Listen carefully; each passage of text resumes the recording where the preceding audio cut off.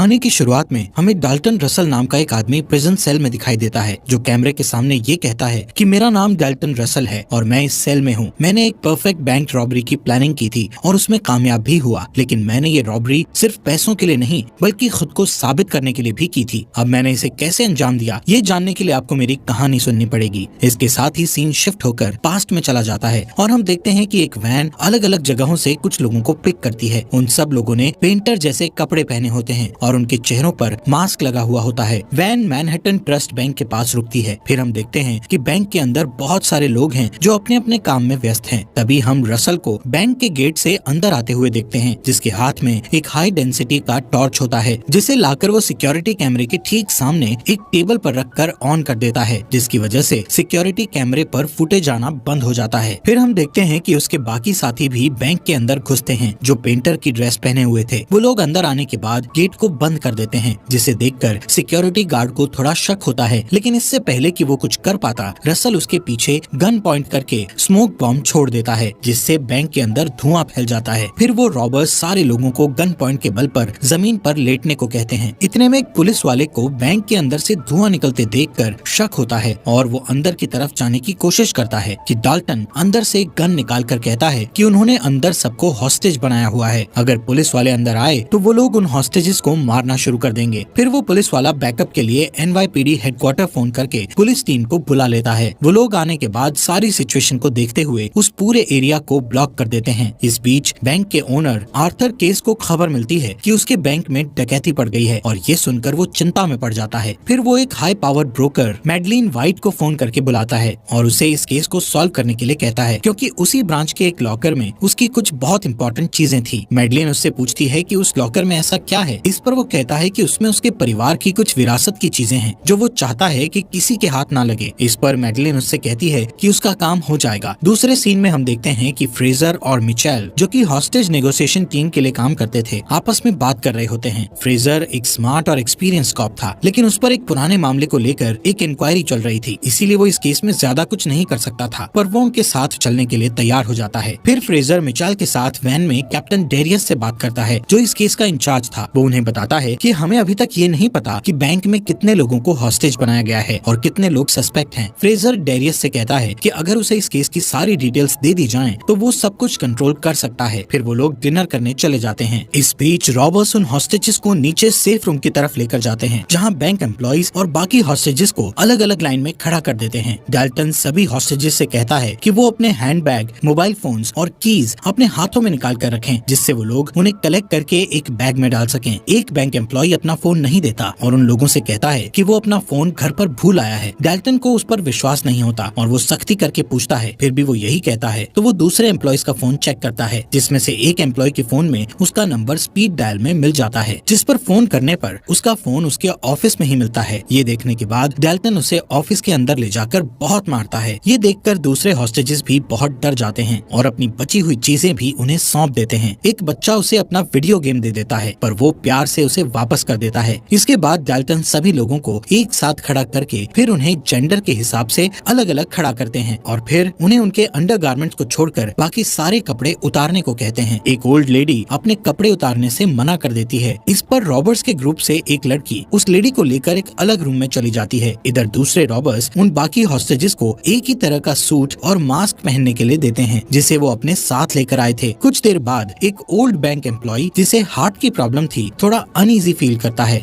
ये देखकर डाल्टन और उसके साथी उसे बैंक से बाहर जाने देते हैं। जैसे ही वो बाहर आता है, पुलिस वाले उसे घुटने टेकने को कहते हैं। फिर वो उसे पकड़ लेते हैं और उससे अंदर के हालात पूछते हैं, तो वो कहता है कि अगर पुलिस अंदर गई तो रॉबर्स 2 लोगों को मार डालेंगे। इस बीच रॉबर्स बाकी और हॉस्टेजेस को चेक करते हैं और पूरे बैंक का जायजा लेते हैं। वो लोग सेफ रूम और लॉकर से गुजरते हुए बैक रूम में पहुंच जाते हैं, जहां ऑफिस सप्लाई रखी होती है। बाद में हम एक रॉबर को बैंक के अंदर जमीन की खुदाई करते हुए देखते हैं। इस बीच डेरियस फ्रेजर और मिचेल को उस आदमी के बारे में बताता है जिसे रॉबर्स ने बाहर आने दिया था। वो आदमी उन्हें बताता है कि अंदर 4 रॉबर्स हैं। इस पर डेरियस उन्हें बताता है कि वो रॉबरी से पहले के बैंक के वीडियो फुटेजेस का इंतजार कर रहा है, जिससे कि अंदर के हालात का सटीक अंदाजा लगा सके। वो बताता है कि बैंक के सारे कॉल्स उनकी तरफ डाइवर्ट कर दिए गए हैं और अब फ्रेजर के ऊपर था कि वो आगे क्या करता है। फ्रेजर को लगता है कि अभी रॉबर्स से बात करने का सही समय नहीं है, क्योंकि वो ये देखना चाहता था कि रॉबर्स का अगला कदम क्या होगा। इस इंतजार इंतजार के दौरान मिचेल को रॉबर्स की वैन बाहर खड़ी मिलती है जो कि उनके हिसाब से चोरी की होगी। आखिरकार कुछ देर के बाद फ्रेजर डाल्टन से बात करने को तैयार हो जाता है और वो बैंक में फोन लगाता है, पर डाल्टन फोन पिक नहीं करता। तब तक सिक्योरिटी कैमरा की फुटेजेस आ जाती हैं और वो लोग उसे चेक करने लगते हैं, पर उन्हें कोई सुराग नहीं मिलता क्योंकि रॉबर्ट्स ने अपने साथ लाए हुए लाइट्स की हेल्प से इन कैमरास को पहले ही ब्लाइंड कर दिया था। तभी बैंक के सामने कुछ हलचल दिखाई देती है और सारे पुलिस वाले उधर दौड़ पड़ते हैं। ठीक उसी वक्त मैडलिन न्यूयॉर्क के मेयर से मिलने जाती है। वो उनसे कहती है कि उसके एक क्लाइंट के लिए उसे उनकी हेल्प चाहिए क्योंकि वो अपने क्लाइंट के लिए हॉस्टेजेस को मॉनिटर कर रही है। वो कहती है कि उसे किसी तरह बैंक के अंदर जाने का इंतजाम करा दे, साथ ही सेफ्टी के लिए कुछ पुलिस वालों को भी उसके साथ कर दे। पहले तो मेयर इसके लिए साफ मना कर देता है, पर मैडलिन के बहुत इंसिस्ट करने पर मान जाता है। इस बीच रॉबर्ट्स एक और हॉस्टेज को मैसेज के साथ रिलीज करते हैं। जैसे ही वो हॉस्टेज बाहर आता है, सारे पुलिस वाले उसे दबोच लेते हैं। वो एक सिख था, पर गलती से वो सब उसे अरबी आतंकवादी समझकर उसकी पगड़ी उतारकर उसके धर्म का अपमान करते हैं। उसे बुरी तरह पकड़कर ले जाते हैं और एक रेस्टोरेंट में जाकर उससे पूछताछ करने लगते हैं। सिख बहुत नाराज होता है, पर वो लोग किसी तरह उसे मना लेते हैं। फिर वो बताता है कि अंदर कम से कम 20 से 30 हॉस्टेजेस हैं और वो रॉबर्ट्स फॉरेनर्स हैं। इसके बाद वो लोग उस मैसेज को पढ़ते हैं जिसे रॉबर्ट्स ने उस हॉस्टेज के साथ भेजा था। उस मैसेज में लिखा था कि उन्हें 2 बस और एक जंबो जेट चाहिए जो कि 9 बजे तक उन्हें डिलीवर कर दिया जाए, और अगर पुलिस वालों ने उनकी डिमांड्स पूरी ना की तो हर घंटे में एक हॉस्टेज को मार डाला जाएगा। उसमें ये भी लिखा था कि बैंक को अंदर से एक प्लास्टिक एक्सप्लोजिव से घेर लिया गया है। इस पर वो लोग बैंक के फोन में एक मैसेज भेजते हैं जिसमें डैरियस कहता है कि वो लोग जेट अरेंज नहीं कर सकते, लेकिन बस के बारे में संभावना है। पर फ्रेजर कहता है कि जब तक रॉबर्ट्स उनसे बात नहीं करेंगे उन्हें कुछ नहीं मिलेगा, एक कप कॉफी तक नहीं। इस बीच अचानक केस वहाँ आ जाता है और कहता है कि शायद वो उनकी कुछ मदद कर सके और रॉबर्ट्स की डिमांड के बारे में पूछता है। जब कॉप्स उन्हें बताते हैं कि रॉबर्ट्स को प्लेन चाहिए तो वो कहता है कि वो शायद अरेंज कर सके। इस पर सारे कॉप्स हैरान रह जाते हैं। केस वहाँ रुककर सारी सिचुएशन और उस पर हो रही प्रोग्रेस अपनी आंखों से देखना चाहता था, लेकिन सब उसे समझा बुझाकर भेज देते हैं। इस बीच रॉबर्ट्स का एक और मैसेज आता है कि उन्हें खाना चाहिए। इसे पुलिस वाले एक अच्छा मौका समझते हैं क्योंकि खाने के साथ साथ वो वहाँ कुछ ऐसे डिवाइस भेज सकते थे जिससे कि वो अंदर होने वाली बातचीत को सुन सकें। टैपिंग डिवाइस इंचार्ज कहती है कि पिज्जा भेजना बेहतर होगा क्योंकि उसके लिए लोग एक जगह इकट्ठा होंगे और आपस में बातचीत करेंगे जिससे हमें अंदर के हालात ज्यादा अच्छे मालूम होंगे। फ्रेजर उससे डिवाइस के बारे में पूछता है तो वो कहती है कि ये एक डिजिटल डिवाइस है जो 30 सेकंड्स तक रिकॉर्ड कर सकता है। इस बीच एक हॉस्टेज होशियारी दिखाने की कोशिश करता है तो वो लोग उसे पीटते हुए घसीटकर उस रूम में ले जाते हैं जहां ऑफिस सप्लाई रखी थी। थोड़ी देर बाद उनका खाना आ जाता है जो उन्होंने ऑर्डर किया था। फ्रेजर अपनी निगरानी में सारी चीजों को रॉबर्ट्स तक पहुंचते हुए देखता है और डाल्टन से खुद को इंट्रोड्यूस कराता है। फ्रेजर डाल्टन से कहता है कि अगर वो उसका फोन उठाए तो वो उससे बात करना चाहता है, लेकिन डाल्टन कुछ नहीं कहता। इसके बाद पुलिस वाले बैंक के अंदर होने वाली बातचीत को ऑडियो डिवाइस के जरिए सुनने की कोशिश करते हैं जिससे उन्हें पता चलता है कि वो लोग किसी अलग भाषा में बात कर रहे थे। फ्रेजर अनुमान लगाता है कि वो शायद रशियन भाषा है। फिर वो मिचेल को रिलीज किए गए हॉस्टेजेस से ये मालूम करने के लिए भेजता है कि क्या उन्होंने बैंक के अंदर किसी को रशियन भाषा में बात करते देखा था। इस बीच बैंक में रॉबर्ट्स फीमेल हॉस्टेज में से किसी एक को ले जाकर दूसरे कमरे में बंद कर देते हैं और उसकी जगह वो फीमेल रॉबर उस पहले कमरे में चली जाती है और खुद हॉस्टेज होने का नाटक करती है। इसी तरह वो दूसरी लेडी को एक तीसरे रूम में बंद करते हैं। आखिर में असली फीमेल रॉबर को सप्लाई रूम में गड्ढा खोदते हुए दिखाया जाता है। इधर सारे कॉप्स एक रशियन जानने वाले कॉप के साथ बात करते हैं तो वो कहता है कि डिवाइस में रिकॉर्ड हुई भाषा रशियन जैसी लगती है, पर असल में वो बुल्गारियन है जो कि सेंट्रल यूरोप में बोली जाती है। तभी फ्रेजर को एक आइडिया सूझता है और वो उस रिकॉर्डिंग को बाहर भीड़ भाड़ वाली जगह पर बजाते हैं ताकि आने जाने वाले लोगों में से अगर किसी को वो भाषा आती हो तो उनसे संपर्क कर सके। उसका आइडिया काम कर जाता है। एक कंस्ट्रक्शन वर्कर उस भाषा को पहचान लेता है और कहता है कि वो अल्बानियन भाषा है क्योंकि उसकी एक्स वाइफ अल्बानिया से थी। ये सुनकर वो लोग अल्बानियन कॉन्सुलेट से संपर्क करने की कोशिश करते हैं पर नहीं कर पाते। आखिरकार वो उस कंस्ट्रक्शन वर्कर से फोन करवाकर उसकी वाइफ को बुलवाते हैं। उसकी वाइफ आती है और सारी सिचुएशन समझने के बाद इस मौके का फायदा उठाकर वो अपनी पार्किंग फीस माफ करवाने को कहती है। फ्रेजर उससे रिकॉर्डिंग को ध्यान से सुनकर उन्हें बताने के लिए कहता है। इस पर वो औरत हंसने लगती है और कहती है कि उसे न सिर्फ ये पता है कि वहाँ क्या बात हो रही थी बल्कि ये भी पता है कि बोलने वाला कौन है। पुलिस वाले ये सुनकर सारी बात जानने के लिए बहुत उत्सुक हो जाते हैं, पर तुरंत ही उनकी खुशी निराशा में बदल जाती है जब उन्हें पता चलता है कि वो आवाज दरअसल अल्बानिया और वरास्का के पूर्व कम्युनिस्ट प्रेसिडेंट की थी और ये रिकॉर्डिंग उन्हीं के एक पुराने भाषण का हिस्सा था। वो समझ जाते हैं कि रॉबर बहुत होशियार हैं। वो खाने के पैकेट्स में पुलिस वालों की तरफ से छुपाकर भेजे गए डिवाइस के बारे में जान गए होंगे और इसीलिए उन्होंने वो रैंडम टेप चलाया होगा ताकि वो उन्हें कंफ्यूज कर सकें। इसी बीच हम देखते हैं कि बैंक के अंदर डाल्टन एक एक करके सारे सेफ चेक करता है, पर किसी सेफ से कुछ लेता नहीं है। और थोड़ी ही देर में हम देखते हैं कि वो और उसकी एक साथी एक सेफ डिपॉजिट बॉक्स को खोलते हैं। उसमें उन्हें एक डॉक्यूमेंट, हीरो से भरी एक छोटी थैली और एक कार्टियर रिंग मिलती है। डाल्टन डॉक्यूमेंट्स को अपने पास रख लेता है और उसकी पार्टनर बाकी चीजों को वापस बॉक्स में बंद कर देती है। उसी वक्त मेयर मैडेलिन के साथ वहाँ पहुँचता है और बैंक के सामने खड़े वैन में जाकर डिटेक्टिव से बात करता है। वो लोग अपना परिचय देते हैं और मैडेलिन बहुत शॉर्ट में अपने वहाँ आने का मकसद बताती है। फ्रेजर उसकी हेल्प लेने में इंटरेस्टेड नहीं दिखता, तो वो लोग उसे उसके पुराने केस को लेकर ब्लैकमेल करने की कोशिश करते हैं। इस पर फ्रेजर मान जाता है। कुछ देर बाद डाल्टन फ्रेजर का फोन उठा लेता है, लेकिन बातचीत का कुछ नतीजा नहीं निकलता, क्योंकि डाल्टन उसी की बात को दोहराता है कि उसकी डिमांड पूरी नहीं की गई तो वो हॉस्टेजेस को मार डालेगा। दूसरी बार की बातचीत में भी वो सारी चीजें रिपीट होती हैं। फ्रेजर को लगता है कि वो किसी तरह रॉबर्ट से थोड़ा वक्त और ले ले तो उन्हें कोई स्ट्रैटेजी बनाने में आसानी होगी। ये सोचकर वो उनसे दोबारा खाने का ऑफर देता है, जिस पर डाल्टन उन्हें सैंडविच भेजने को कहता है। इसके बाद रॉबर्ट्स उस होल को चेक करते हैं जो उन्होंने सप्लाई रूम में खुदवाया था और आगे चलकर उनकी रॉबरी का एक बड़ा हिस्सा बनने वाला था। डाल्टन से खुद बात करने के बाद फ्रेजर मैडेलिन से भी उसकी बात कराता है। मैडेलिन उसे फेस टू फेस बात करने के लिए कन्विंस कर लेती है और फ्रेजर उसे बैंक तक पहुंचा देता है। उसे चिंता थी कि मैडेलिन कुछ गलत ना कर बैठे, पर वो उसे भरोसा दिलाती है कि वो सब कुछ संभाल लेगी। जब वो बैंक के अंदर जाती है तो इधर उधर नजर दौड़ाने के बाद वो डाल्टन की तरफ बढ़ती है। डाल्टन से बातचीत के दौरान वो उसे सेफ डिपॉजिट बॉक्स देने के बदले कम से कम सजा और $2 मिलियन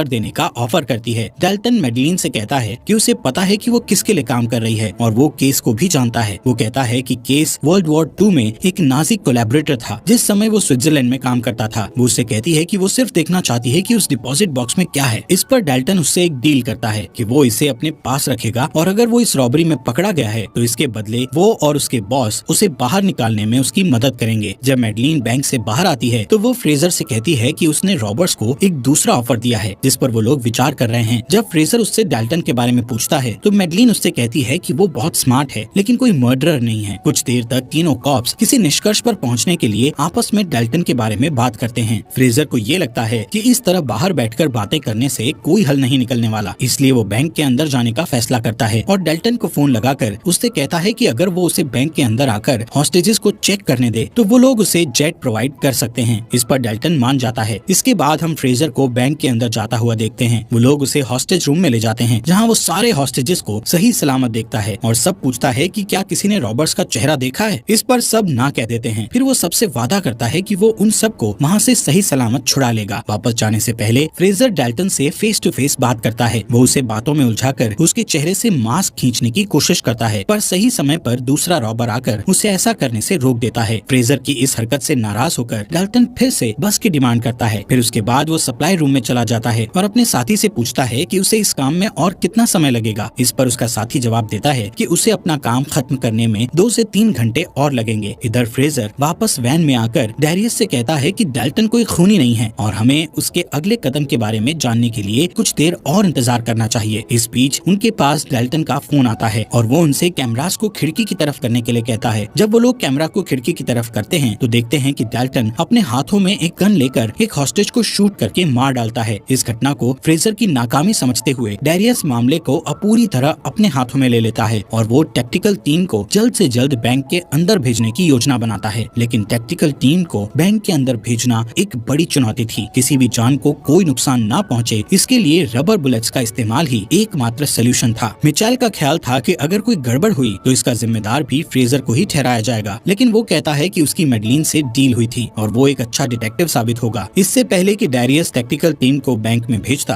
फ्रेजर को पता चलता है कि रॉबर्ट्स ड्रॉवर में रखे एक ट्रांसमीटर के जरिए उनकी सारी बातें सुन रहे थे। वो डैरियस से कैप्टन को इन्फॉर्म करने के लिए कहता है, पर डैरियस उसकी बात को अनसुना करके अपने प्लान की तरफ आगे बढ़ जाता है। इधर डाल्टन उनकी सारी बातें सुनकर बैंक के अंदर स्मोक ग्रेनेड फेंक देता है और कॉप्स के अंदर आने से पहले सारे हॉस्टेजेस को बैंक के बाहर निकाल देता है। बाहर निकलते ही टैक्टिकल टीम वाले सारे हॉस्टेजेस को जमीन पर लेटने के लिए कहते हैं और फिर उन्हें गिरफ्तार कर लेते हैं। इसके बाद वो लोग बैंक के अंदर जाते हैं ताकि रॉबर्ट्स को पकड़ सकें और अगर कोई डेड बॉडी मिले तो उसे भी बाहर ला सकें। वो लोग सारे रूम्स को चेक करते हैं, फिर सेफ और सप्लाई रूम को भी देखते हैं, लेकिन उन्हें कहीं भी कुछ नहीं मिलता। डैरियस, मिचेल और फ्रेजर भी वहाँ पहुँचते हैं तो टैक्टिकल टीम का हेड उन्हें बताता है कि उन्हें किसी हॉस्टेज की बॉडी नहीं मिली और न ही बैंक से कोई चीज गायब हुई है। इसके अलावा कॉप्स ये भी देखते हैं कि रॉबर्ट्स के सारे हथियार असल में खिलौने थे और उस हॉस्टेज का मारा जाना भी एक ड्रामा था। इस बीच सारे हॉस्टेजेस और उनके बीच छिपे हुए रॉबर्स को पुलिस पूछताछ के लिए पुलिस स्टेशन ले जाती है। वो इस तरह हॉस्टेजेस के बीच घुल मिल गए थे कि कोई भी नहीं कह सकता था कि कौन हॉस्टेज है और कौन रॉबर्स। इसलिए फ्रेजर का कैप्टन उससे कहता है कि अब इस केस का कोई मतलब नहीं बनता, क्योंकि ना तो कुछ चोरी हुआ है और ना ही कोई पकड़ा गया है। फ्रेजर को ऐसी उम्मीद नहीं थी, पर वो हार भी नहीं मान सकता था। जब वो सारे लॉकर्स और सेफ की छानबीन करता है तो उसे उस सेफ डिपॉजिट बॉक्स वाले लॉकर के बारे में पता चलता है कि उसकी डिटेल्स गायब हैं। फिर वो मैडलिन से मिलता है और उसे वो रिकॉर्डिंग सुनाता है जिसमें मेयर और मैडलिन उसे ब्लैकमेल कर रहे थे। वो कहता है कि वो उस रिकॉर्डिंग के बारे में किसी को कुछ नहीं बताएगा, लेकिन इसके बदले में वो उससे उस बॉक्स की जानकारी मांगता है। मैडलिन उसे थोड़ा हिंट देकर इस बात को यहीं खत्म करने के लिए कहती है और बाद में केस से मिलने जाती है। वो केस को बताती है कि फ्रेजर के बारे में चिंता करने की जरूरत नहीं है, वो डॉक्यूमेंट्स उसके हाथ नहीं लगेंगे, क्योंकि उस डॉक्यूमेंट्स को डाल्टन जमानत के तौर पर अपने साथ लेकर गया है, ताकि अगर वो पकड़ा जाए तो खुद को बचाने के लिए उस बॉक्स के बदले वो हमारी मदद ले सके। मैडलिन को पता था कि उस सेफ में डॉक्यूमेंट्स के अलावा डायमंड्स भी थे। केस उसे बताता है कि उस बॉक्स में एक कार्टियर रिंग भी थी, जो कि उसकी जूइश फ्रेंड का था, जिसे उसने नाजियों से ही बचाया था, क्योंकि नाजियों ने इसके लिए उसे बहुत बड़ी रकम दी थी। इसके बाद वो मैडलिन को उसकी फीस देकर रुखसत करता है। यहाँ सीन शिफ्ट होता है और हम डाल्टन को उसी प्रिजन सेल में देखते हैं, जहाँ से वो अपनी इस रॉबरी की पूरी कहानी सबको बता रहा होता है कि कैसे उसने एक कमरे में बैठकर इतनी बड़ी रॉबरी को अंजाम दिया। ये वही सेल था जो उसके साथियों ने सप्लाई रूम में गड्ढा खोदकर बनाया था और ट्रिक वॉल से छुपा दिया था। अब डाल्टन के पास डायमंड्स, रिंग और वो डॉक्यूमेंट्स थे। वो उस ट्रिक वॉल को तोड़कर वहाँ से निकलता है और आसानी के साथ बैंक के फ्रंट गेट से बाहर आ जाता है, जैसे कि वो एक नॉर्मल क्लाइंट हो। उसके सारे साथी बैंक के बाहर एक गाड़ी में उसका इंतजार कर रहे होते हैं। फ्रेजर और मिचेल जब बैंक के अंदर आ रहे होते हैं, तब बाहर जाते वक्त डाल्टन फ्रेजर से टकरा जाता है, पर वो उसे पहचान नहीं पाता। फ्रेजर कोर्ट के ऑर्डर से बैंक के अंदर जाकर जब उस डिपॉजिट बॉक्स को खोलता है तो उसमें उसे च्युइंगम, कार्टियर रिंग और एक नोट मिलता है जिस पर फॉलो द रिंग लिखा होता है। फ्रेजर उस बॉक्स के बारे में बात करने के लिए केस के पास जाता है, क्योंकि उसको शक था कि इस सीक्रेट के पीछे कोई बुरी वजह जरूर होगी। केस उसके सभी सवालों का चालाकी से जवाब देने की कोशिश करता है, पर फ्रेजर उसे वो रिंग दिखाकर कहता है कि जिस दिन उसे इस रिंग के बारे में पूरी जानकारी मिल जाएगी, वो उसका सारा भेद खोल देगा। इसके बाद वो मिचेल से मिलता है तो वो दोनों हंसते हैं और बहुत खुश होते हैं कि उन्होंने केस को उसकी जगह दिखा दी। बाद में फ्रेजर मैडलिन के साथ मेयर के लंच में जाकर उन्हें वो कार्टियर रिंग दिखाता है और उन्हें वॉशिंगटन डीसी के वॉर क्राइम इश्यूज ऑफिस का नंबर भी देता है, ताकि मैडलिन उस पर लगे झूठे चार्जेस हटवा सके। इसके बदले वो मैडलिन को उसकी रिकॉर्डिंग दे देता है